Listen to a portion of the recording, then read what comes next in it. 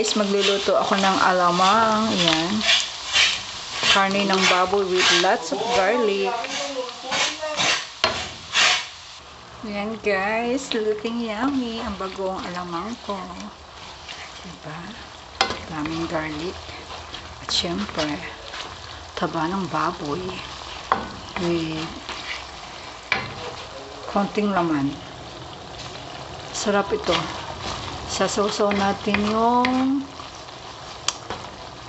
manggang hilaw. Kaso wala tayo. Baka bukas bumili ako. Niluluto ko lang.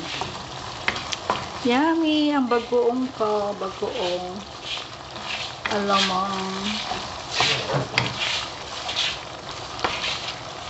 Sarap. Bagoong alamang with lots of